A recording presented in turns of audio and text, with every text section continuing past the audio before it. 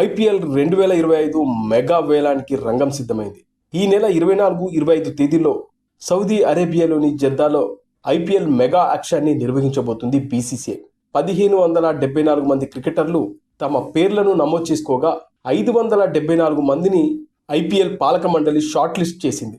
ఇందులో 366 మంది Indian players ఉండగా 208 మంది ఫారిన్ క్రికెటర్స్ ఉన్నారు.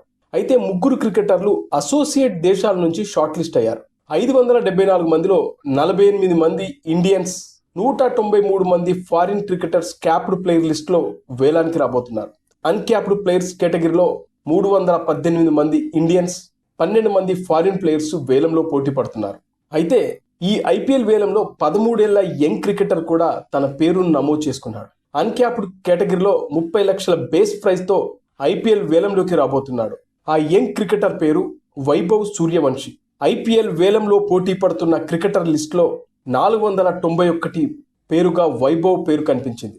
అయితే ఎవరు ఈ వైభవ్ సూర్యవంశీ? ఈ ఏడాది జనవరిలో బీహార్ తరపున రంజీ ట్రోఫీలకి ఎంట్రీ ఇచ్చాడు వైభవ్. రంజీకి అరంగేట్రం చేస్తున్నప్పుడు అతని వయసు 12 సంవత్సరాల 284 రోజులు. 2011 మార్చి 27న వైభవ్ జన్మించాడు.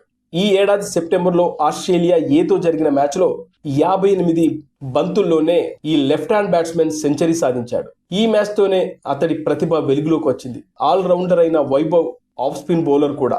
ఇప్పటి వరకు 5 ఫస్ట్ క్లాస్ మ్యాచ్లు ఆడిన వైభవ్ 100 రన్స్ చేశాడు. Highest score 41. అయితే ఇతన్ని ఏ ఫ్రాంచైజ్ తీసుకున్నా సంచలనమే.